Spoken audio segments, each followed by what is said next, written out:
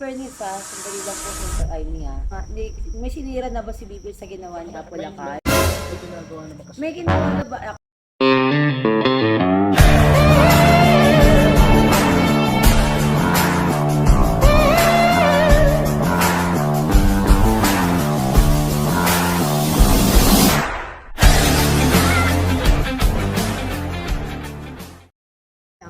Alam niyo, sa inyong mga Ilocano, mga Ilocano kayo, no? Alam niyo, ang mga loyalista, nagsimula yan kay First Lady Imelda Marcos. Kasi si Apo Lakay, ang ano niyan, parang si BBM ngayon, trabaho ng trabaho yan. Di ba, dead sa mga issue. Si First Lady Imelda ang bumababa sa mga tao. Kaya ang mga loyalista talaga, nagsimula yan kay First Lady Imelda. Pansinin ninyo, ano ang mga nabuong grupo ng loyalista? Film. 21 film. Kanino yun? Blue Ladies. 24. First Lady Imelda. Blue Ladies. Blue Ladies. Okay, First Lady. Yun yung totoo doon. Ang totoo doon, nagsimula ang loyalista. Kagaya ko ako. Batang Imelda. Nagsimula ang mga loyalista kay First Lady Imelda Marcos. Kaya lang, in fairness kay Apo Lakay, syempre silang mag-asawa yung kinikilala dyan.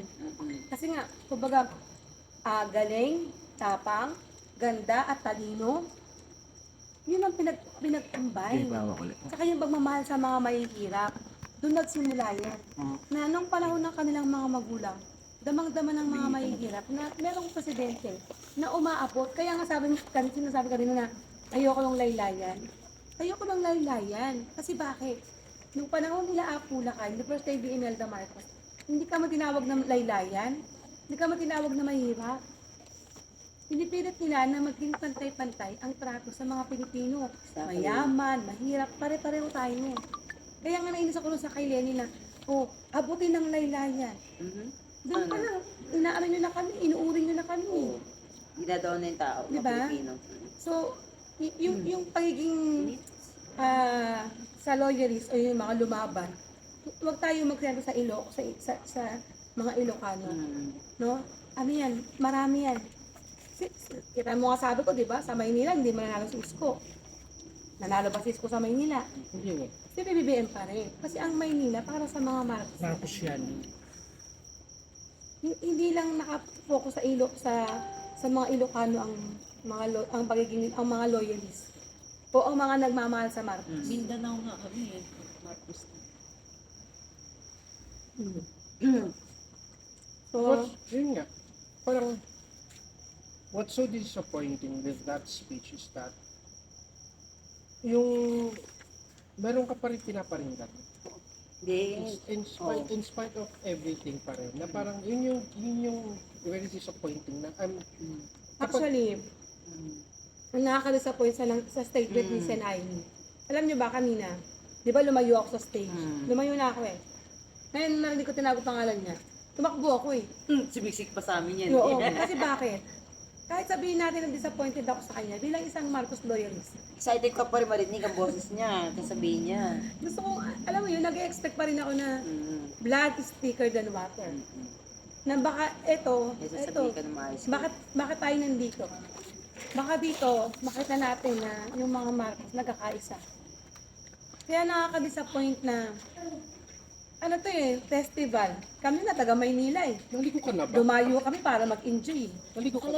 Kamukat-mukat, marinig namin na mumuliti ka. Marinig namin isang statement na hindi naman related sa festival. Yes. Isang statement na wala namang kinalaman sa Tatok Festival. Di naman tinanong ng mga tao, Diba? sa boss, ano yan. Parang sa amin, dumayo pa dito Para mamuliti ka lang. para maki-enjoy, makisalo sa kanilang festival. Ganun pa yung marinig mo na parang, grabe, for once, magpahinga naman kami sa politika. Oo. Tsaka Ganun din pala pupuntahan namin dito, politika din pala. Oo, tsaka hindi sinabi naman ni anak niya ni Governor Ibanotok eh. Siya ay mother of the Nok. So, syempre dapat inasahan natin, maganda yung speech niya regarding sa Tanok Festival. Hindi yung puso, inasahan ko, ipopromote yung mga festive Diba? eh. Oo, ipopromote. Ako ay nasaan ko, sa akin lang sa mga nanonood, sa mga nakikinig.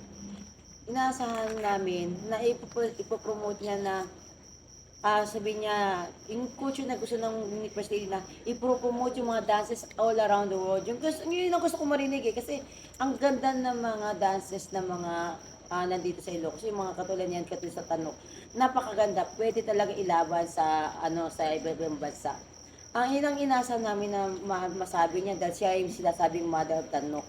Ngayon, marinig-rinig mo po sa politika, puta nakakadismayan lang niya. Ang ganda, kaya yung mga tao, tahimik kasi talaga, kung andito lang kayo, mariribaan ninyo, tahimik lahat ng tao. Napaka-silent. Walang kasing, napilitan nga na pumalakpak lahat eh, tapos na eh. Oo nga. Wala prestige, napilitan kasi, Yung mga gumagawa. oo, kasi mangyari, may mga nag-cheer, may nakapaligid sa Para may- pumalakpak. para magpalakpak na. Actually, ang pumalakpak lang nung yung nasa harapan natin. Oo, yun na. Mostly hindi naman mga... Wala, sa likod natin, at kaya ako, hindi ako pumalakpak eh. Papalakpak ko doon lang eh, at politika sinabi, wala man ako na ano eh. May nabasa ako sabi, parang wala si Kong Sandro. Wala po. talaga. Walang dumating. Wala po. Isa pa yun sa disappointment ko today. Kasi bakit? Okay, sige, palagay na natin, busy si Kong Sandro. As always. Busy si PBBM. Pero hindi ba pwedeng i-acknowledge sila? Kasi lugar nila to eh. Ilocos to eh. Hindi, parang alam mo, especially ang Ilocos Norte. Parang hindi kompleto yung Ilocos Norte pag wala yung presence ng mga Marcos. Pero yung Tanok ngayon, nakakalungkot eh. Kasi wala man lang ako naramdamang presensya ni Kong Sandro, ni BBM. Hindi ka tulad ng nakaraang Tanok. Oo. Kaya nga diba ang tanong ng mga first timer, anong maganda Mami Pen? Yung ngayon o last year? Last year. Last year. Last year, andun malungkot kami. Oo. Wala si Sen Ay. Wala si Sen Kasi Aimee. hindi pa yung ganito Kasi katindi. andun si Ma'am Irene, andun si BBM, andun si Kompleto. Sandro. Kumpleto po Siya sila. lang ang wala. Siya lang po talaga wala. Kahit ako magpapatuloy, andun ako kasi andun kami talaga, malapit pa kami sa kanila. Andun sa likod ng likuran lang kami nagko-cover. Andun kami. Kaya sabi namin, shit, wala. Andiyan pa sa akin yung video ko, pwede ko i-post yun. Pag ano, i-post ko yun para malaman ng mga tao. Pero, wala si Sen Aimee nun. Pero yung presence niya, binabati, sinasabi. Pinasalamatan siya ni President doon Ngayon, kasi wala eh. Wala. Wala, ay nako. Yung maliban sa sayaw ng mga contestant walang presensya ng mga Marcos na maramdaman. Wala. Puro lahat tungkol sa mga contestant sa mga municipal. Last year, ang umaten si Ma'am Irene, si PBBM, si Kong Sandro, mga anak ni Sen Aimee. Oo. Sen Aimee wala kasi that time, EDSA kasi yun eh. Sabay ng EDSA. So EDSA meron mismo. silang program sa mansyon nila kung saan meron siya kasama mga loyalista. Kaya katanggap-tanggap naman kung ba't siya wala doon sa event. Actually, yun ang pa-press ko sa inyo. Nandun siya. Oh. Marami press ko din yun sa nun. Pero, During that time. never siyang inalis doon sa presensya ng Tanok. Oo. Sinasabi pa rin na si Sen Aimee, ang mother ng Tanok, Ito yung talaga last. nag-thank you kay Sen Aimee, ganun. Pero ngayon, parang alam mo, ito nalulungkot ako kasi naisip ko, war na ba yung mga Marcos? Magkakaaway na ba sila? Magulo ba yung pamilya Hindi, nila nagets ko ngayon? Kasi, May pinaparinggan talaga siya the whole... hindi, tsaka itong gabing to, parang naramdaman ko na parang patak-patak na sila eh. Kasi, isang anak lang ni Sen Aimee yung nakita natin. Unless na, sa closing, hindi tayo nagtapos eh. Pero, wala akong naramdaman na presensya ng isang pamilya Marcos ngayon. After ni Gog, si Aimee, tapos, sayawan na. Wala na. Na hindi malang naramdaman na, etong Tanok, ginawa to para sa buong Ilocos na maramdaman ninyo na merong mga Marcos na nagmamahal sa inyo. Wala na eh. Wala na. Sa totoo lang, etong Tanok na to, oo, maganda yung mga nagpe-perform. Actually, performance are good. Oo, ano sobrang yan, ganda. Pero me as a loyalist na dumayo pa rito galing sa Bulacan, tapos ito yung makita ko na parang wala akong naramdamang Marcos. Parang, hindi naman, real talk lang, hindi naman ang pinuntahan ko dito yung mga sayaw eh. Ang pinuntahan ko dito, yung mga taong sinuportahan ko ng 3 dekada. Yun yung pinuntahan ko dito eh. Na maramdaman ko na, shit, sabi ko kahit itong araw na to maramdaman ko na kumpleto sila, na pamilya sila. Pero nabigo ako doon. Wala akong naramdaman na pamilya Marcos. Ito nga nga, nakakano dyan kasi, sabi niya dito kasi, pinoprotektahan daw nung niya pinaghirapan ni Apolacay. In fairness sandali lang po sa ay niya.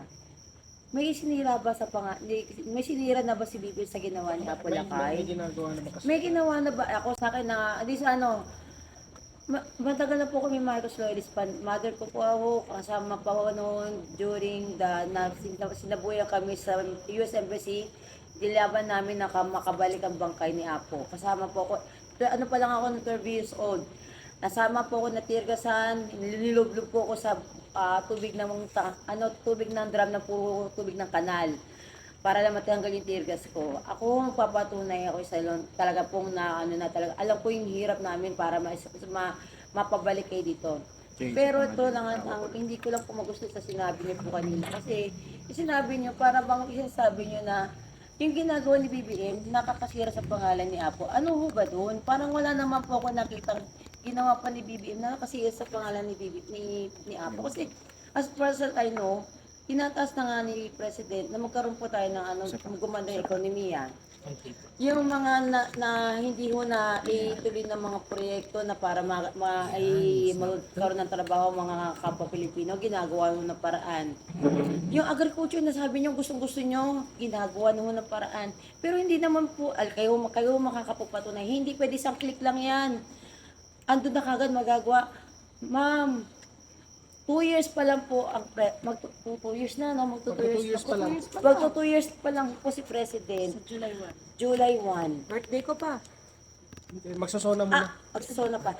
July 1. May ano pa tayo hanggang 2028. Hindi ho ba natin pwede mo na pag-paintayin yung during the time? Kasi, eto po sa akin lang kasi nagbabasa rin naman ako ng events sa ibang bansa. Ang UK, nagkakaroon po na recession. Hindi niyo ba nakikita? Malaking bansa ho yun, tayong maliit na bansa. Yun, naghihirap, magre-recession, nagtatanggalan ng trabaho. Tayo, nagbibigay tayo ng trabaho, si President, gumagawa na para mabigyan ng trabaho. Ano ho bang kaibahan doon? Kasi ako, sa totoo lang, hindi ko talaga nagustuhan talaga yung sinabi na sasaktan talaga ako kanina. Talagang hindi ko talaga po nagustuhan na, alam niyo po kanina, sabi ko nina, walk na ako. Kaya lang, hindi ako makalabas kasi naiipit ako ng mga tao sa likod ko. Talagang, hindi niyo alam, tuwa sana ako kasi sabi ko po kami marinig ako maganda kay Senator Amy ngayon. Kasi alam namin marami na negative lumabas po sa inyo pero lalo niyo pinatunayan sa akin ngayon na iba na po yung nasa isip ninyo.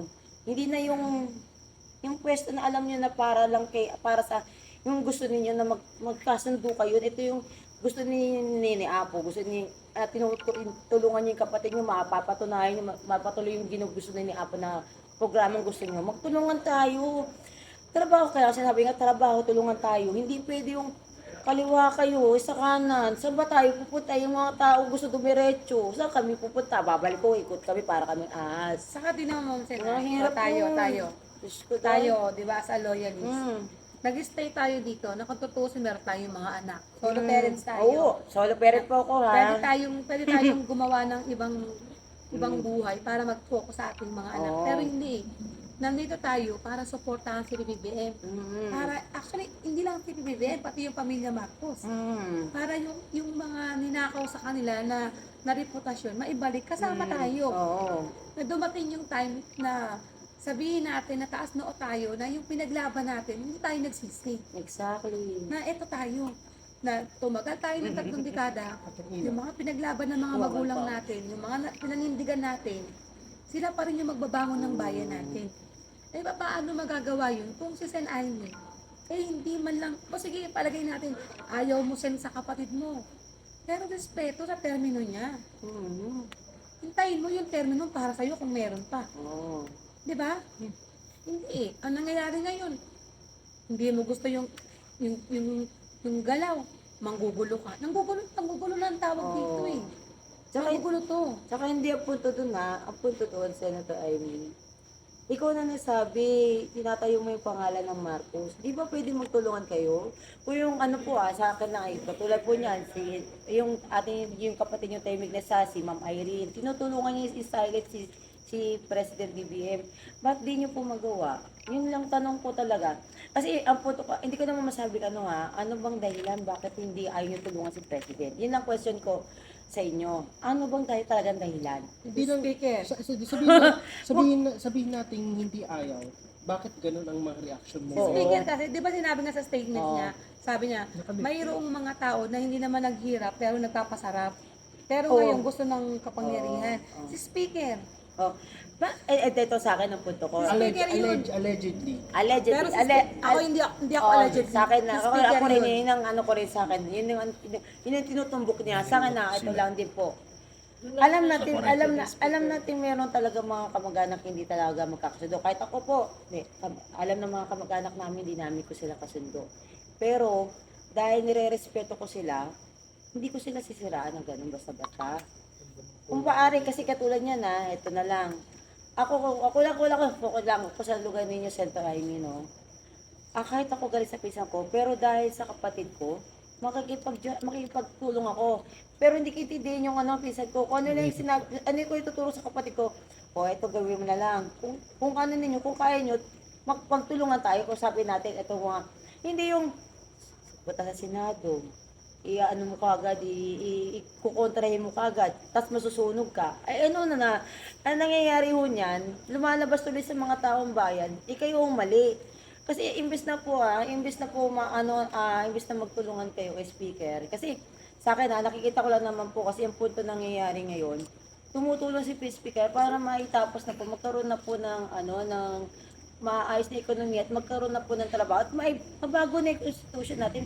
Pero hindi ko po alam bakit ba ayaw nyo talaga makapagtulungan. Kasi ang punto, ito na malapit na. Pero mamaya, ito na naman kayo, may gagawin na naman kayong issue. Lilipat nyo na naman sa isang tapos pag kayo na naman, nasusunog kayo. Pag nasunog kayo, sabihin nyo naman peke yan. Natawa ako na sinabi nyo. Pero yung point kasi, hindi ko talaga maintindihan. Nang iya. Bakit ayaw kay speaker? Bakit? Oo, ano ba gusto Hindi, niya? ang sa akin kasi simple lang. Ano yung away? 'Di ba? Hindi ko alam kung ano yung past ni speaker. Hindi ko alam kung ano siya kung nasaan siya nung sa lukuyan na ang mga Marcos sinipa dito. Hindi natin kasi alam yung history nun. Wala, Hindi ay ko nang alam musayta kung doon. nasaan ang pamilya ni Oo. speaker nung ang mga loyalista lumalaban. Hindi ko alam eh. Wala Pero, kami alam doon. Matter pa ba ngayon kung Oo. nasaan sila nun? Kasi para sa akin, ang importante sa ngayon, hindi na yun nakaraan eh. Hindi naman tayo nagbalik ng Marcos para ungkapin yung nakaraan. Nagagalit nga tayo doon sa mga di umano, no? Oo, Di di umano umano. biktima ng mga martial law. Oo. Na until na humihingi ng katarungan. Oo. Po, tangina. Kung totoo Kaya ang daw nagmura ginahasa ngayon, yung mga, natahimik ako. kung totoo ang ginahasa yung mga Oo. biktima ng martial law, yung gumahasa ro, sinunog ba sa impyerno yun? So yung katarungang hinihingi nila, nakamit na. Oo. Ito yung point. Kung halimbawa si speaker that time nagpapasarap, baka bata pa siya noon. Oo naman, Baka mali hindi ba pa naman niya alam yun? yung nangyayari. Ngayon, nasa ustong gulang na siya. At gusto niya suportahan yung kanyang pinsan na presidente. Natulungan na maging maayos, na maibangon. Hindi lang Marcos hindi lang Marcos ang naagrabyado. Romualdez din. Oo nga, Diyos ko. Damay din sila speaker doon. Dahil at Romualdez Marcos ang naapi.